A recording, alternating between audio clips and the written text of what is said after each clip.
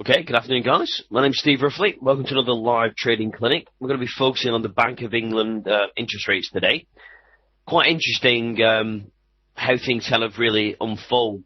For a long time now, I've been saying the Bank of England will probably be the first of the kind of, I guess, the G8 to move on interest rates. But it's all very different, isn't it, in opinions? And you see how over the months, how over the quarters, the people's opinions changing these things.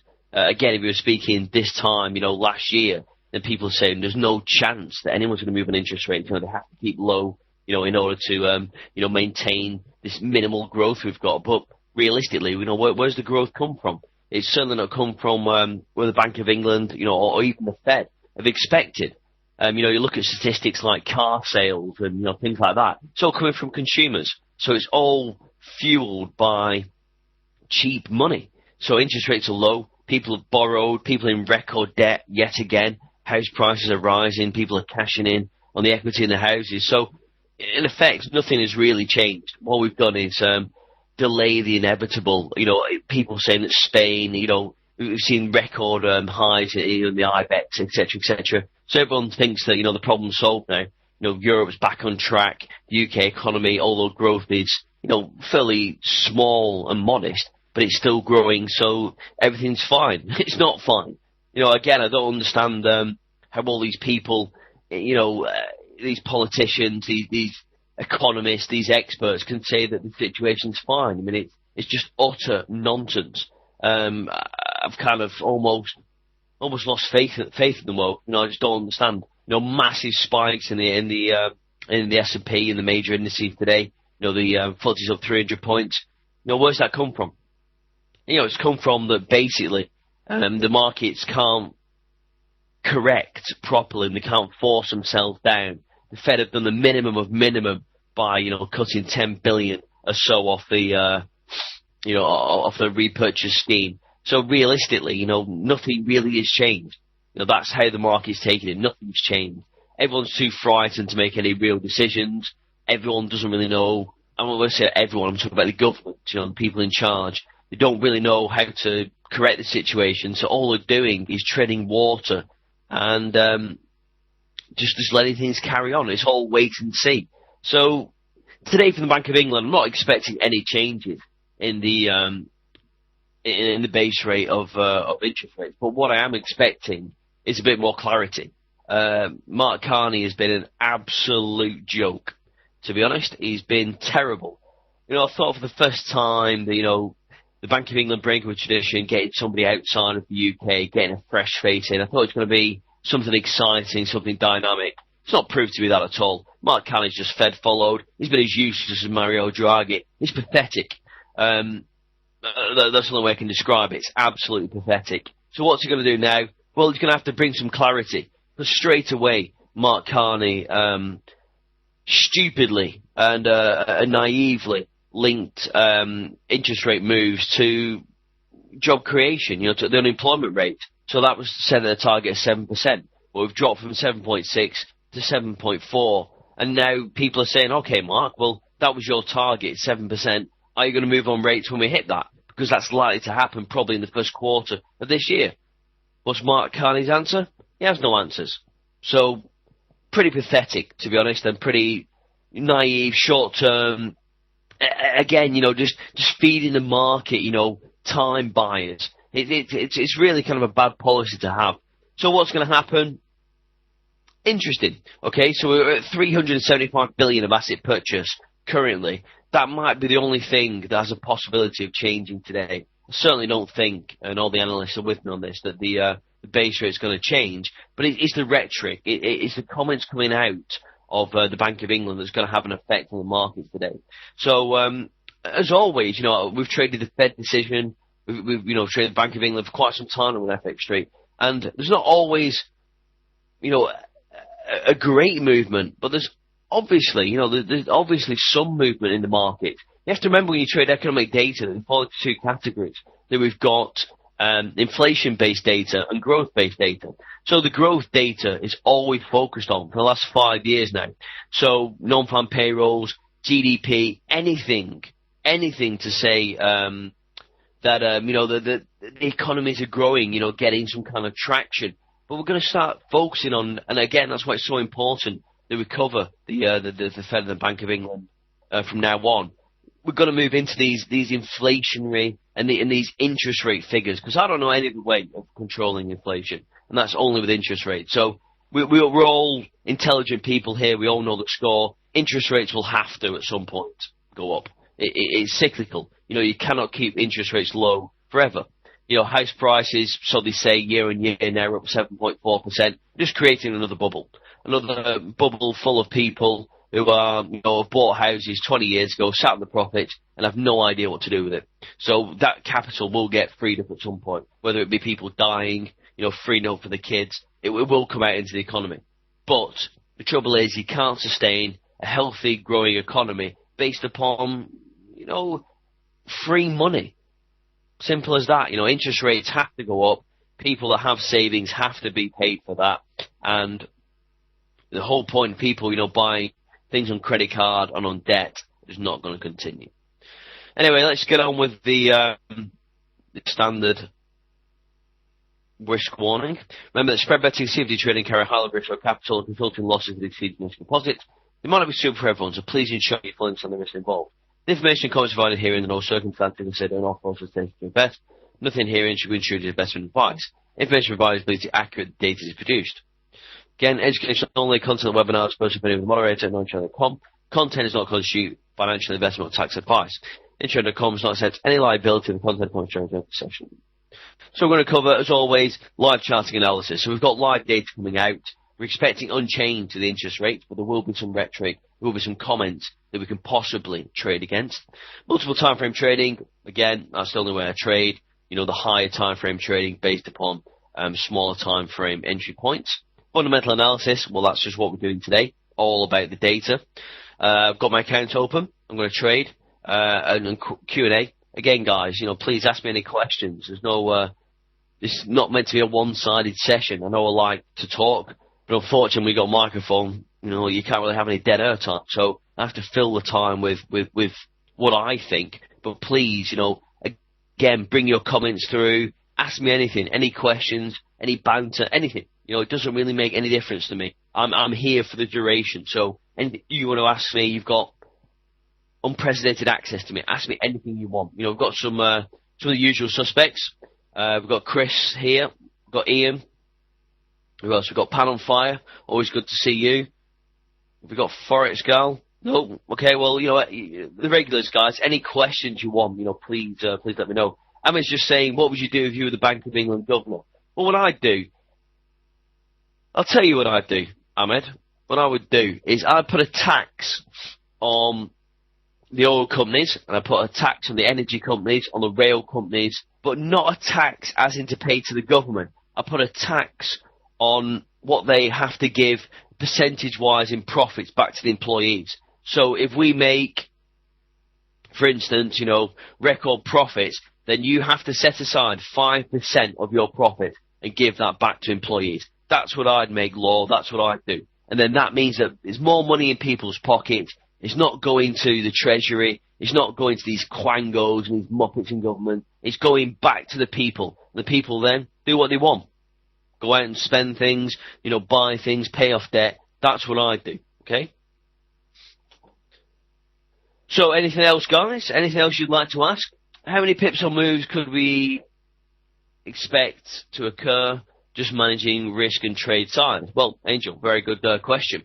Very, very difficult to know that, to be honest. I mean, again, we've seen this huge spike in the indices today, so plenty of room on the downside. We've seen no movement in gold, although a pound against the dollar, realistically, we've seen a little bit of weakness in the pound against the dollar, but nothing really kind of major. So, very, very difficult to say. I would say that if something unexpected was made comment-wise, then you're going to see maybe 100 pips move, okay? That realistically will be the initial volatility. What I would say is you're going to trade something right now or trade the data. A trade, fairly modest size. These kind of unexpected events, I'm not saying today is going to be unexpected, but these things that come out into the market that are unexpected will move the market very, very quick in one direction. But because it is unexpected, it'll move back very, very quickly. So today is not an opportunity to make your fortune. Today is all about understanding what could potentially happen in the coming months and the coming quarter.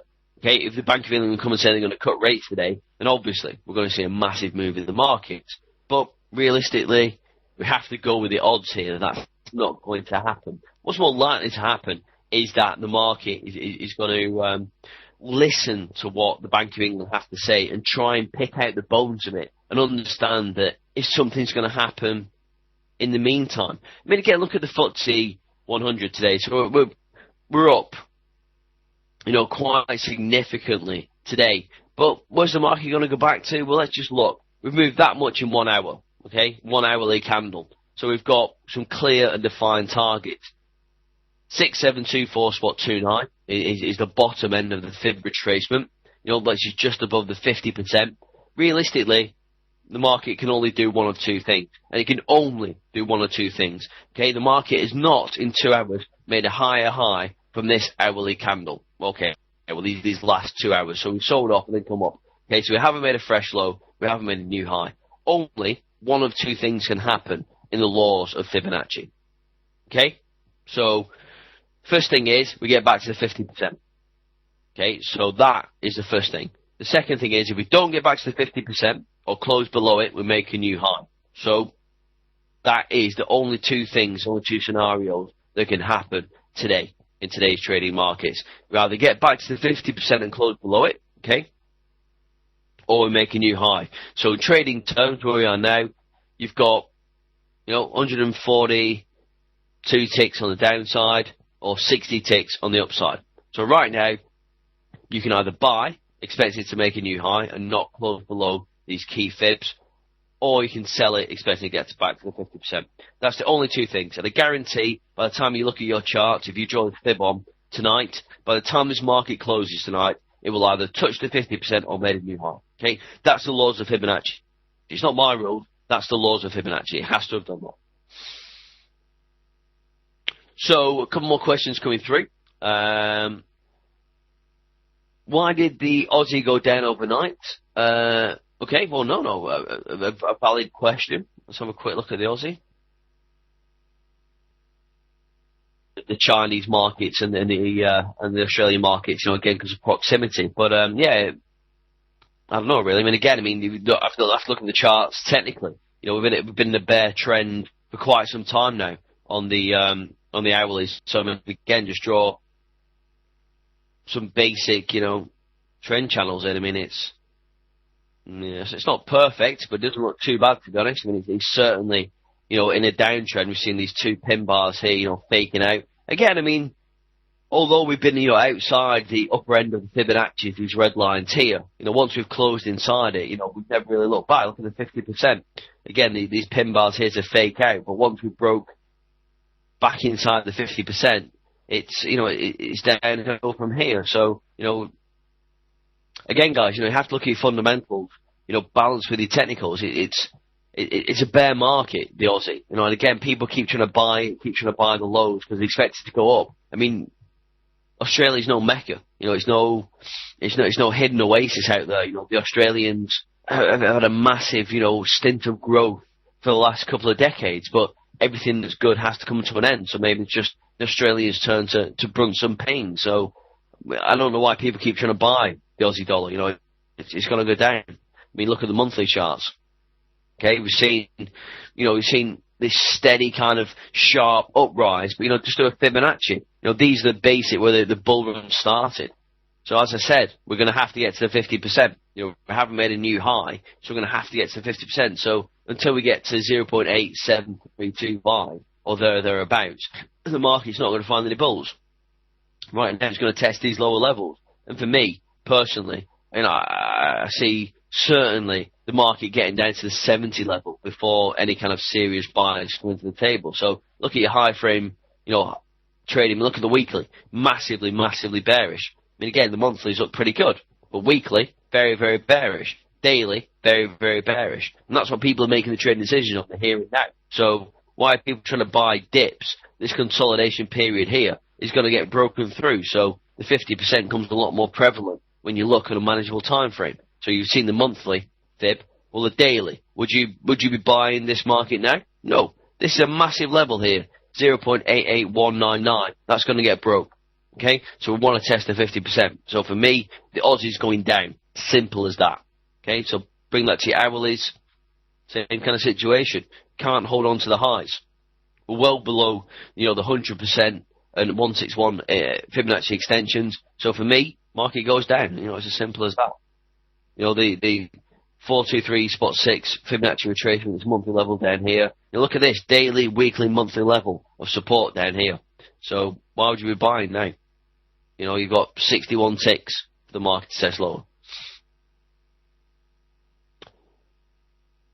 Okay, will RSI and stochastic indicators consider volume of past data?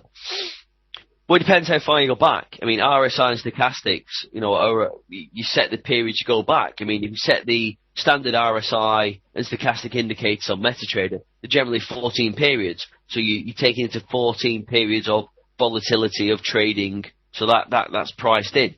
You can set the RSI, you can set the any indicator to go back as many periods as you want. So it's down to you. You can control, how far back you take into account previous data, previous volatility, previous markets move. One of the traps that people fall into when you're a trader is trying to go too far back in the data. What's the point of trying to analyze 3 years worth of data? Okay, we're not in the same. The world is not the same as it was 3 years. So if you can go back and do RSI over 3 years, stochastics over 3 years, it'll give you a smooth curve, but it'll take into account of what's happened. The whole point is you have to be in the here and now. Okay, that's what trading is. Okay, there's no secret formula. There's no magic ways of making money. I'll tell you that right now. If there was, I'd have found it. Okay, I've been trading longer than any of you lot have, and I've been the risk manager of Revco. I've been the floor manager of Snyder's. I've been around more traders, more money than you can possibly conceive. If there was an edge, if there was a guaranteed way of making money, I'd have known about it. I'd have found it. Okay? What you have to do is understand yourself. That's the only way traders make money. Understanding yourself. The markets don't care about you. The markets will do whatever they want to do, irrespective of who you are. So all you've got to do is find a system, find a strategy, find a way of interacting with the markets yourself. That's the only thing that will make you money. Okay? We all see the same charts. We all have access to pretty much the same data. That's all we can grasp onto. Okay? So it's not about trying to find a secret formula that only you know about. You're not powerful enough. You don't have enough size. You don't have enough money to make that count in the markets. You are, without sounding, disrespectful, meaningless within the markets, as am I. We are meaningless. We cannot do anything to affect the markets. We don't run hedge funds. As far as I know, I don't have anybody here today that has 10 billion quid in their account. So we are like we don't exist. So all we're trying to do is get involved in the movements, get involved in the extremes of the markets. That's all we can do as traders. Get involved in them little edges, by being patient, by being disciplined, by being understanding of the things like RSI when markets are heavily oversold or overbought. Things like the D-marker indicator when things are due for a heavy reversal. To keep it relevant, look at your hourlies. Because what's the point of looking at monthly charts if you're trying to make a decision right now? Okay, there's too much noise. If you've got a small risk-reward ratio, how can you take on, the downside of a monthly chart, a monthly candle? You can't. So keep the time frames relevant. Look at your 15-minute charts with an hourly view. That will give you the best indication of what's happening right now. Okay, a couple more questions. Yes, okay, 50%. Right, well, the Fibonacci it's an unwritten rule, okay? Again, I can't speak for Fibonacci. I didn't know Leonardo or Pisa personally. But Fibonacci is it's a sequence of numbers. It's how things work in nature. It's how things work in real life. So right now, okay, the market has failed to make a higher high here, okay? So what it's going to have to do is test back into the range. So it will do one or two things. It will try and get back to the 50%, okay, of this move here from the low to the high. That's generally what the market does. And if it doesn't, if it fails to do that, then it's going to find support on the 50, 38.2, the 23.6 at some point, and then make a higher high. Okay, so that's what the market will do. Market's selling off. Okay, it's come down, 100 ticks already. So it's going to either hit down here, the 38.2, make a new high, or hit the 50% and make a new high. Okay, that's all it can do.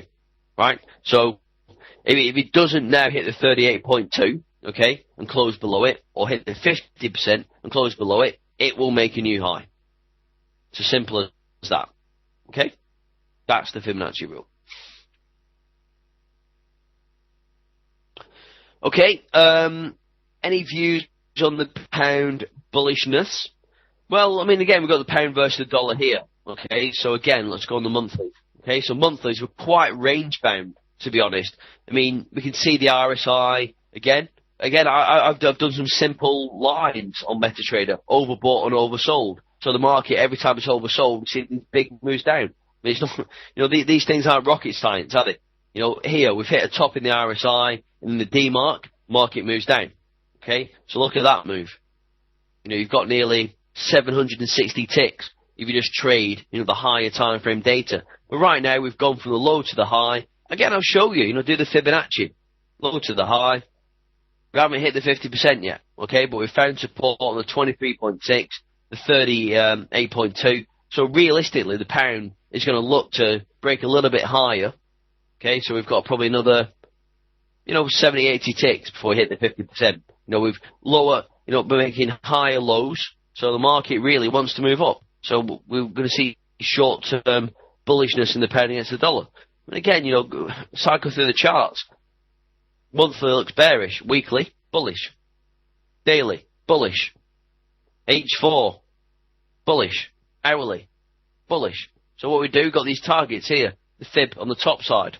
So all we're going to have to do realistically is buy these low points, buy above the moving average, and expect the market to go up. So we've got 80, 100 ticks of upside momentum. So any good data, anything positive from the UK and then the Bank of England today is going to send the pound higher against the dollar. Simple as that.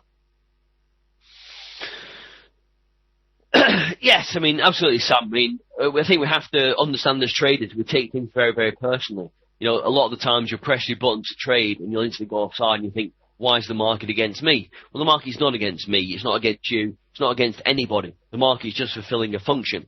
We're simply inconsequential to the market. There's absolutely nothing we can do that affects the market. All we can be is a participant. And the more you get into that mentality and not taking it personally, the better as a trader you're going to be. The market, there's no camera on your shoulder, okay? There's nobody watching you. Nobody cares about you. You're absolutely just one of the masses, one of the numbers. So what you have to understand is, what you can potentially do in order to interact with the markets in the safest and responsible manner. And that the only way I know how to do that is to control your own mind, control your own emotions. Once you can do that, you're going to be a better trader.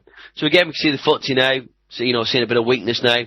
So 38.2, then at 6731 is going to be a target. But really for me, the 6725 spot 55, that really is the target, round about the 50%. Okay, once that's hit, we're going to do one or two things. As I said, the market's going to bounce, make a new high, or it's going to retrace back to these lows. Can't do anything. Okay, can't do anything else.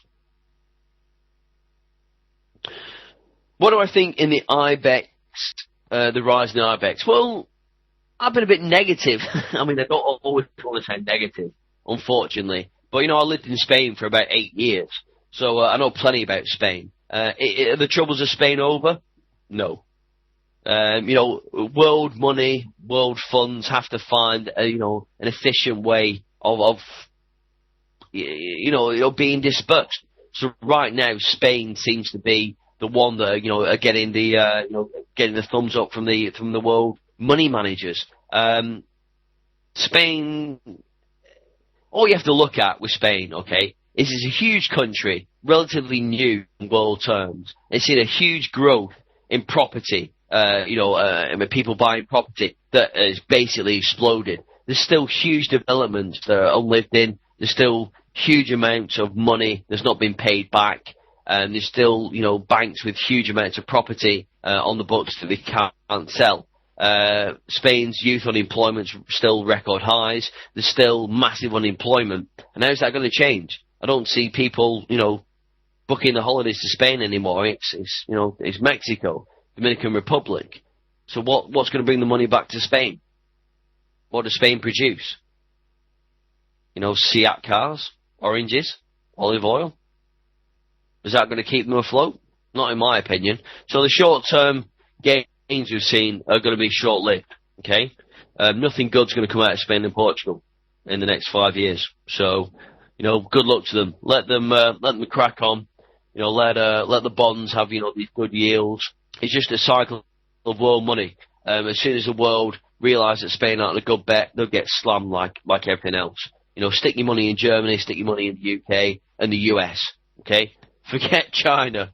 It's just stay away. Stay away from the things I stay away from things I don't understand. I don't understand communism. I don't understand the Chinese mentality. So I don't therefore trade the Nikkei. I don't trade the yen. I don't trade things I don't understand. I understand Westerners. I understand the UK.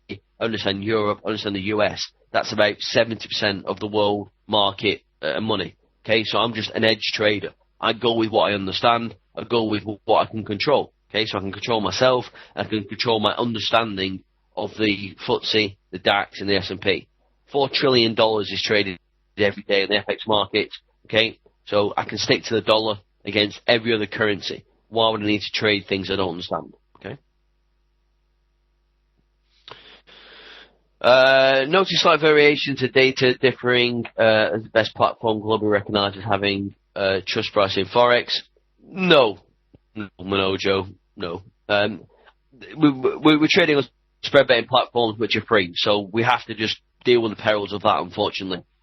If you want to be a big city trader, you're going to have to pay the money. If you want direct access with the exchanges like Eurex, Life, etc., you're going to have to pay the money. While you're trading on a spread betting platform, you have to play with, artificial prices.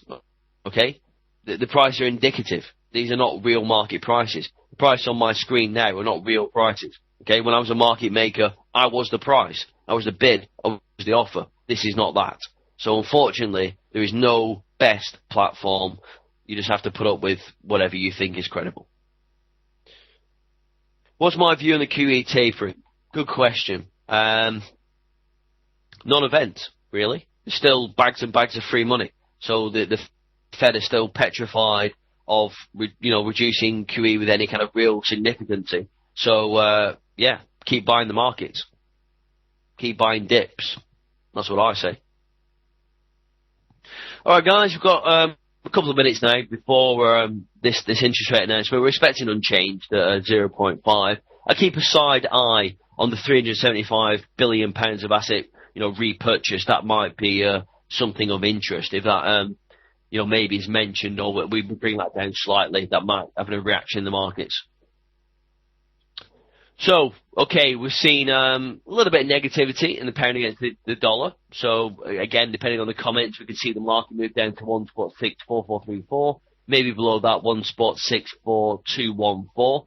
Gold, I just have it up because it's an interesting market. Again, very, very strong pin bar. I was actually long all the way down here, bought it all the way back, and the market came back up. Didn't take a profit, actually scratched the trade, which is absolutely criminal. But just goes to show, these markets, when they move so aggressively, you have to be prepared for all kind of outcomes.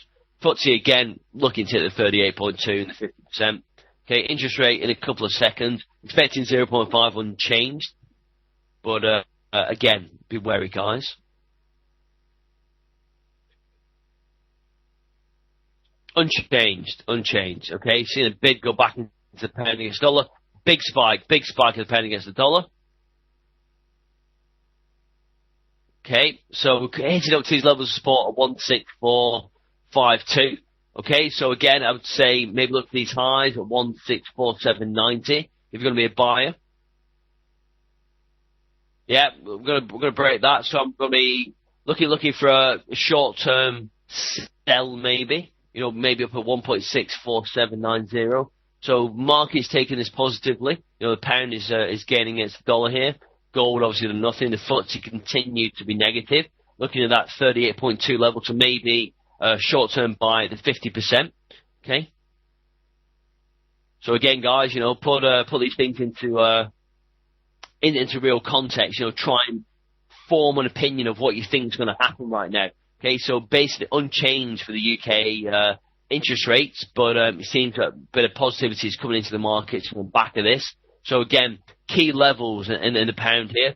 I haven't heard anything really that comes out to make me want to buy the pound, to be honest. So I'm going to be selling these highs. So maybe I'm going to let the market test 164,790, and we've got a lot of resistance up here, so maybe a good point to go short. Again, we've touched the 38.2 on the FTSE. Like I said, they had to do one or two things. It's either going to continue down to the 50% and make new highs, or it's going to hit the 50%, close below it, and again retest the lows. So nothing really kind of interesting or new out of the Bank of England. I mean, that's almost why these things can be an anti-climax to a certain extent. Okay, we've seen maybe 30, 40 ticks. In the 20, 21 full ticks in the pound against the dollar, but there's nothing really been said to realistically make that a good buy. Okay, interest rates have stayed steady in the UK. That's what everyone expected. Okay, but what we're trying to wait and hear is any kind of comments, any kind of rhetoric out of Bank of England and Mark Carney to make us think any differently. Okay, so another question: why do you think indices seem to mimic each other tick for tick, like the FTSE and the S&P? Well, they're all highly correlated. Okay, so the S&P, the US, is still the biggest consuming nation on Earth, therefore sets the tone for the world. So if the S&P go up, so will the FTSE, so will the DAX, so will the Eurostock, so will the FTSE.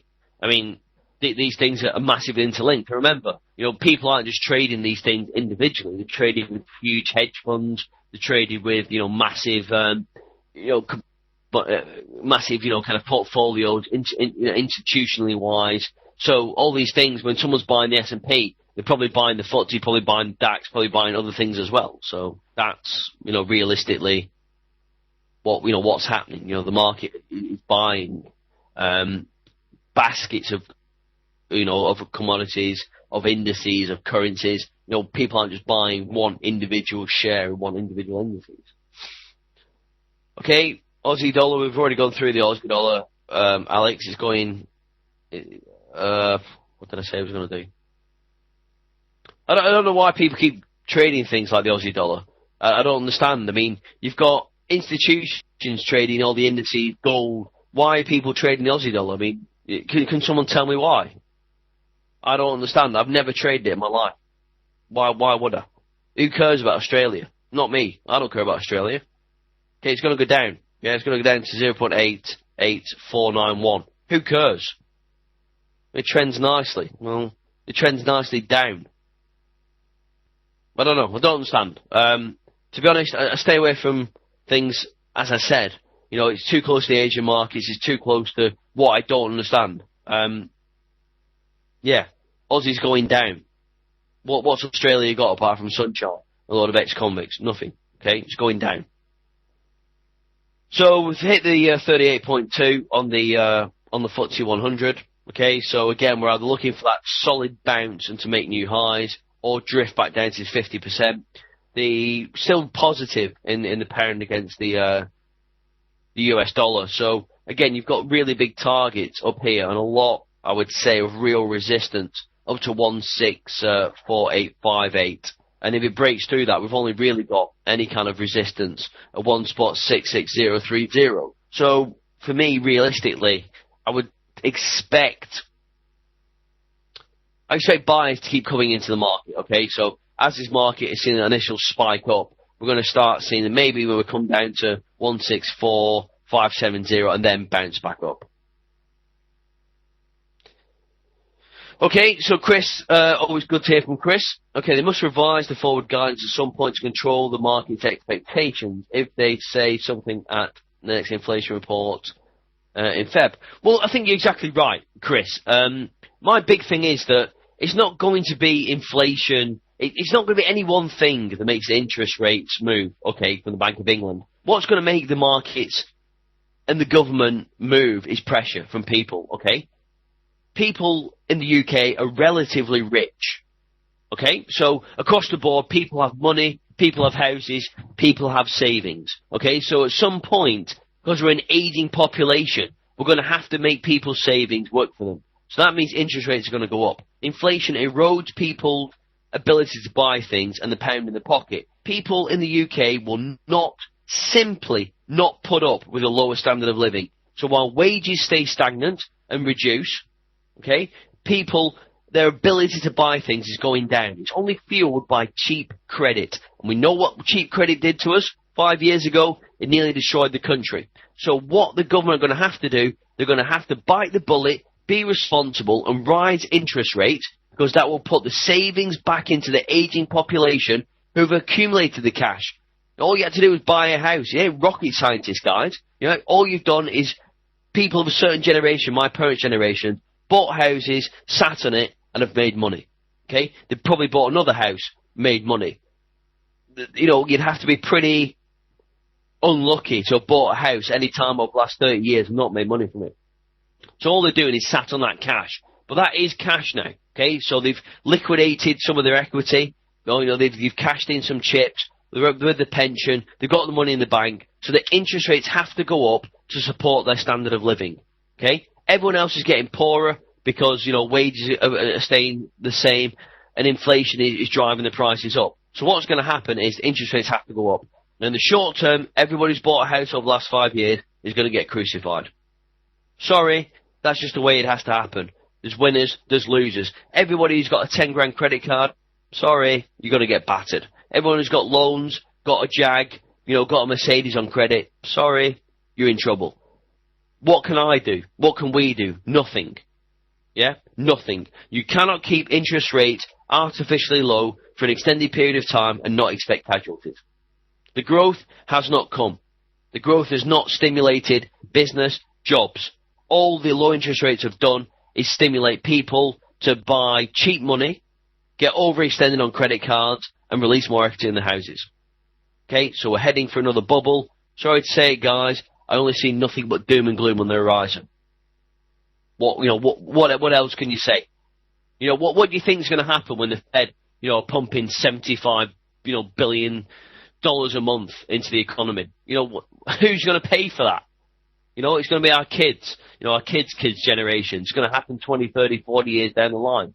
You know, do you think money comes for free? Do you think things come for free? Do you think we can just, you know, it's like playing roulette, isn't it? All we keep doing is we spin red for the last 50 times. So we're putting double on black. So black, quantitative easing, more money, low interest rates, black. Has to come black eventually. What if black doesn't come? Yeah, it's game over.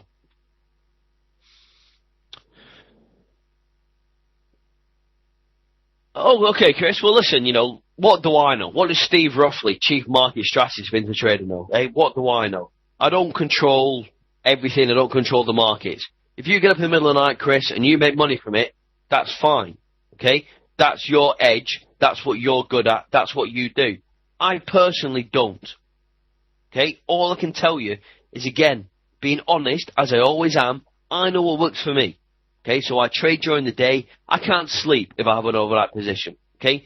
Even if it's a modest position, a small position. Okay? I take things very personally. I understand how I am as a person, as a trader. So I don't have overnight positions anymore, and I don't trade the Aussie because I'm not interested in it. But I trade things I am interested in, I have a passion for. So if you do that, Chris, that's great. You know, I know you're a good trader. I know you're very methodical in the things you do. And again, I respect you because you know what works for you and you stick to it. I know what works for me, and I stick for what works for me. But I can only tell you the things that, you know, that I do. There's no point in me telling you things that I don't do, because what relevance would it have? Okay, so I don't trade the Aussie. It has no relevance for me. But if it trends well and works for you, and you want to stay up all night trading it, then that's great. I mean, it's all about making money at the end of the day, Chris, isn't it? That's what we're here for, to make money. Doesn't matter what you do, what I do.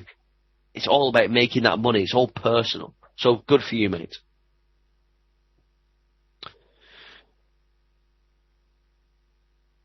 Yes, absolutely. I closed my trade. Come on, guys. Like I said, there's $4 trillion traded every day on the market. Is that not enough money for you? Why do you have to hold things overnight? Okay? Look at these hourly candles. You get a 40, 50 tick candle. That's enough money. Trade the right kind of size. Trade the volatility. Trade the intraday movements. Who wants to be a position trader and take all that risk on board? Oh, I don't. But again, that's just what I do. So in the FTSE, again, look, hit that 38.2 to the pit. So if we don't close below that, we're making a new high. Okay? So I'm telling you now, as Steve Ruffley, person that doesn't trade the Aussie but knows a thing or two about trading, if we close above that 38.2, okay, and don't retest it, we're making a new high.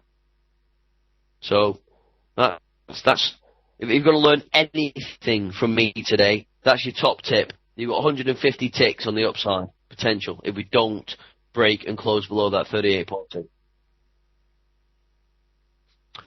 No, I always trade the hourlies. I always look at the hourlies, Dan, because that's just what I'm used to. What I'll tend to do if I want to trade the volatility is I'll put a 15-minute chart and an hourly chart side by side. Okay, because there's no point trading too small time frames because you just get caught up in the noise.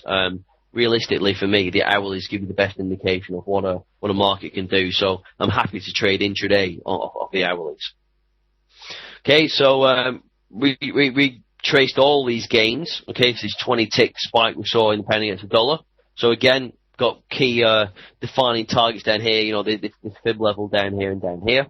Gold looks like it could break back up. As I said, I was I was literally long here in the market and bought back here, here, and here, and I took it all the way offside. Quite large size. The market came all the way back, and I got out for a scratch. Can you believe it? Here, and the next candle opens up, and then the rest is history. But just goes to show. When you trade later on at night when there's low volumes, you get really kind of bullied out by the big market players. So it's another thing to be aware of. Okay, Martin's just asking, a weaker dollar seems near certainty in the back of endless QE. I'll be trading long euro or long the pound until it changes. Well, that's one way of looking at it, Martin. The way I look at it is slightly different, to be honest. I think that once you've started quantitative easing tapering, then it's only going to continue. So I see nothing but dollar strength. So I see euro weakness and pound weakness against the dollar. Because once you've started, you can't really stop. So, interesting. Again, it depends how you look at it, Martin. I'd be looking for bullish, be bullish the dollar more longer term. Okay, maybe it's more the second quarter of this year. But the way I look at it is that once you start, you can't stop.